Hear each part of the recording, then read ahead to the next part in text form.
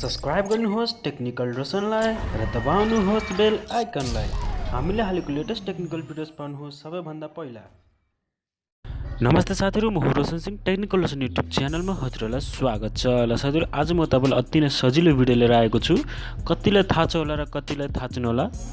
थाहा नहुनेहरूलाई यो भिडियोलाई सुरुदेखि नै अन्त्यसम्म अवश्य नै हेरिदिनु होला। र आजको भिडियोको टपिक चाहिँ के हो भने YouTube एप्लिकेसनबाट भिडियोलाई डाइरेक्ट कपी लिंक कसरी गर्ने भन्ने बारेमा सिकाउन गइरहेको छु मैले। ल साथीहरु, अब भिडियो सुरु गरौँ।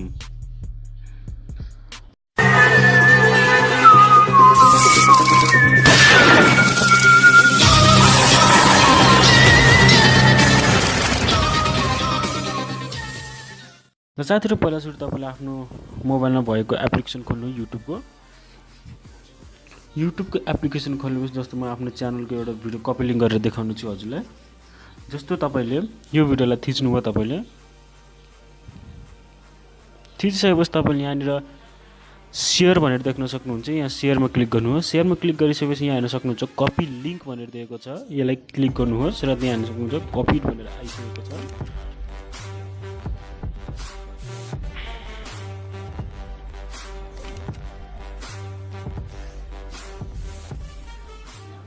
यहाँ हेर्न सक्नुहुन्छ तपाईको कपी लिंक कपी भइसकेको छ। तपाईको युट्युबको आफ्नो कपी लिंक भइसकेको छ। यसरी नै साथीहरु तपाईले आफ्नो भिडियोको कपी लिंक गर्न सक्नुहुन्छ।